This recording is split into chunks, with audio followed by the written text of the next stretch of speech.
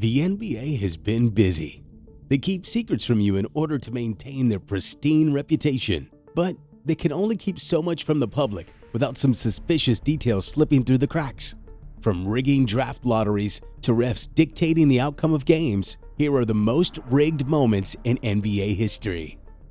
Michael Jordan retirement. A shocking event took the world by storm in 1993. Following his third consecutive championship, Michael Jordan announced that he was retiring from the NBA. It's time for me to move away from the game of basketball. I just feel that I don't have anything else for myself to prove. He claimed that he was losing passion for the game. Very peculiar, coming from a player that just averaged 41 points per game during a heartfelt finals performance. In reality, there's a lot of evidence that Michael Jordan was actually forced out of the NBA in order to keep a low profile because he got himself entangled in a dangerous gang-related gambling scandal. Jordan was caught writing checks to cocaine dealers and bail bondsmen by the federal court, and these weren't small checks either. The checks were worth over $100,000.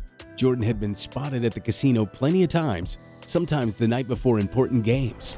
During that same offseason, his father was murdered, and a lot of his gambling activity and alleged gang relations were surfacing. Rumors swirled that Jordan's gambling debts were the reason his dad was killed. If you don't believe us, look it up for yourself. Listen closely to his retirement speech. Jordan makes a telling statement that can be interpreted in multiple ways. He said that he might come back to the NBA in the future if Commissioner David Stern allows him to. Now, we can only speculate based on evidence in front of us. But these reports add up to Commissioner David Stern pushing MJ away from the spotlight. It would have been unfortunate for the NBA to expose their greatest star as a criminal during the height of his career, and things seem to be coming to a boiling point. Instead, Jordan took a year-long hiatus and resumed his career once some of his controversies got sorted out. That story is so crazy, we can hardly believe it's true. But we're just getting started. LebronJames tumor. Did you know that LeBron James had a tumor in 2009? Somehow the growth barely made headlines during the height of LeBron's career, and some serious controversies surrounded the truth as to why it didn't make big news. If you search the internet, the fact that the tumor was present is never disputed. It was clearly on LeBron's face, but never discussed even during his team's playoff run. However, some believe that Samsung paid a huge amount of money to keep the whole ordeal under wraps. The rumor is that LeBron's tumor was caused by excessive cell phone use. If that was publicized, it would have been horrible for Samsung's reputation. And LeBron, being one of the company's highest paid endorsers, was reportedly sworn to silence about the truth behind the issue. Once again, we can't verify it, but it is suspicious that such a huge health concern about a world icon like LeBron James never made any headlines. A theory that made far more headlines dates back to the 1985 NBA Draft Lottery. 1985 NBA Draft. The 1985 NBA Lottery was a pivotal time in NBA history. For one, there was a new commissioner running the league, David Stern. Stern's job was to bring the NBA out of one of its darkest eras, both in terms of viewership and revenue. So one of his first rulings was to create a lottery for NBA draft picks. At the time, Patrick Ewing was being scouted out of Georgetown and was projected to be a generational talent. No matter who won the lottery, Ewing was going to be selected. If one of the worst two teams, the Warriors or the Pacers, won the lottery, it wouldn't have been great for ratings because they were smaller market teams. The New York Knicks, one of the biggest markets in the NBA, finished third last and coincidentally won the lottery. The people that believe the lottery was rigged in favor of the Knicks do bring compelling evidence to the table. For one, the man who placed the envelope in the hat for Stern to pick was Jack Wagner. Wagner worked for the accounting firm that was under Gulf and Western Industries' payroll. Guess who was the predominant shareholder of Madison Square Garden, the Knicks' home arena in 1985? Gulf and Western Industries. Jack Wagner clearly folded one envelope and tossed it in the hat, a little differently than the others. The video used to be on YouTube, but the NBA had it taken down due to copyright infringement laws, which makes the whole situation seem even more shady. The 1985 lottery was suspicious, but it wasn't the last peculiar draft lottery. Orlando Magic's draft lottery in 1993.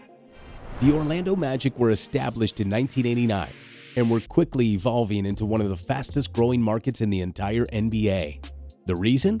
Well, the Magic won the 1992 NBA draft lottery and selected a man named Shaquille O'Neal. the Orlando Magic selects Shaquille O'Neal from Louisiana State University.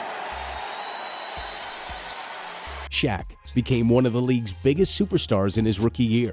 The man was box office, and he led a previously awful Magic team to a respectable 41-41 record. The team had some momentum, and the Disney-owned franchise was beginning to look like one of the NBA's most successful franchises. And by some fluke, they managed to win the 1993 NBA draft lottery.